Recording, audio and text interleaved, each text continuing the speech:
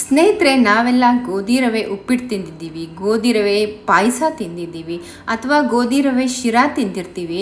ಇವತ್ತು ನಾನು ತುಂಬಾ ಸ್ಪೆಷಲ್ ಆದ ಬ್ರೇಕ್ಫಾಸ್ಟ್, ಡಿನ್ನರ್, ಉಪವಾಸ ಯಾವುದೇ ಇರಲಿ ಮಾಡ್ಕೊಂಡು ತಿನ್ನುವಂಥ ಹೆಲ್ದಿಯಾದ ಗೋಧಿ ಕಡಿಯ ಅಂದರೆ ದಲಿಯಾದ ಸ್ಪ್ಲಿಟ್ ವೀಟಿನ ಒಂದು ರೆಸಿಪಿಯನ್ನು ಹೇಳ್ತಾ ಇದ್ದೀನಿ.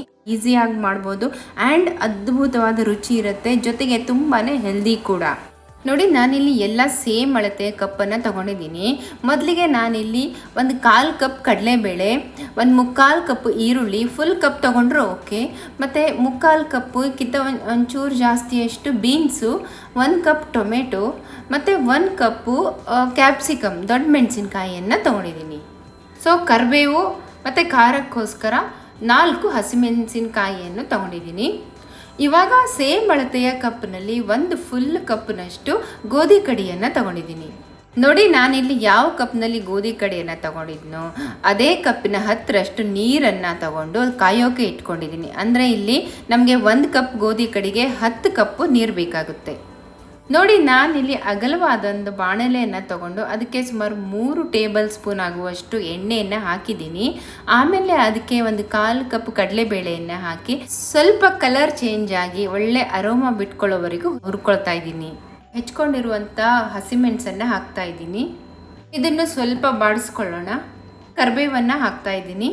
ಇವಾಗ ಎಲ್ಲನೂ ಸೇರಿಸಿ ಚೆನ್ನಾಗಿ ಫ್ರೈ ಮಾಡಿಕೊಂಡು ನಂತರ ಹೆಚ್ಕೊಂಡಿರುವಂಥ ಈರುಳ್ಳಿ ಹಾಕ್ತಾ ಇದ್ದೀನಿ. ಈರುಳ್ಳಿ ಸ್ವಲ್ಪ ಕೆಂಪಾಗೋವರೆಗೂ ಹುರ್ಕೊಳ್ಳೋಣ.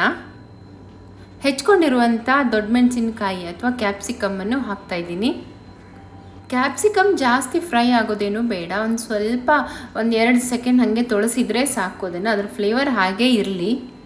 ಇವಾಗ ಹೆಚ್ಕೊಂಡಿರುವಂಥ ಬೀನ್ಸನ್ನು ಹಾಕಿ ಇದನ್ನು ಚೆನ್ನಾಗಿ ಫ್ರೈ ಮಾಡ್ಕೊಳ್ಳೋಣ. ಎಲ್ಲನೂ ಚೆನ್ನಾಗಿ ಒಂದ್ಸಲ ಬೆಂದ್ಕೊಳ್ಳಿ ಅಂತ ನಾನೀಗ ಮುಚ್ಚಳವನ್ನು ಮುಚ್ಚಿಡ್ತಾ ಇದ್ದೀನಿ. 1-2 ನಿಮಿಷ ಹಾಗೆ ಇಡೋಣ. ನೋಡಿ, ಇವೆಲ್ಲ ಚೆನ್ನಾಗಿ ಬೆಂದ್ಕೊಂಡಿದೆ ಇವಾಗ. ಸೊ ನಾನೀಗ ಲಾಸ್ಟ್ಗೆ ಟೊಮೊಟೊವನ್ನು ಹಾಕಿ ಚೆನ್ನಾಗಿ ತೊಳಸ್ಕೊಳ್ತಾ ಇದ್ದೀನಿ. ಇವಾಗ ಗೋಧಿ ಕಡಿಯನ್ನು ಹಾಕುವಂಥ ಸಮಯ.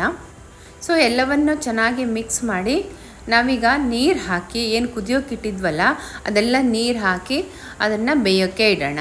ಸುಮಾರು ಒಂದು 5-6 ನಿಮಿಷ ಬೇಕಾಗುತ್ತೆ. ಇದೆಲ್ಲ ಬೆಂದು ಚೆನ್ನಾಗಿ ಬೇಯಬೇಕು, ಓಕೆನಾ. ಉಪ್ಪು ಹಾಕ್ಕೊಳ್ತಾ ಇದ್ದೀನಿ ರುಚಿಗೆ ತಕ್ಕಷ್ಟು. ನೋಡಿ, ಈ ರೀತಿ ಗಟ್ಟಿ ಆಗ್ತಾ ಬಂದಿದೆ ಅಂದರೆ ಬೇಯ್ತಾ ಇದೆ ಅಂತ ಅರ್ಥ. ನೀವು ಬೇಕಾದರೆ ಸ್ವಲ್ಪನೇ ತಗೊಂಡು ಒಂದು ಬೆರಳಲ್ಲಿ ಪ್ರೆಸ್ ಮಾಡಿ ನೋಡ್ಕೊಳ್ಳಿ, ಅದು ಸಾಫ್ಟ್ ಆಗಿದೆ ಅಂದರೆ ಬೆಂದಿದೆ ಪೂರ್ಣ ಅಂತ ಅರ್ಥ.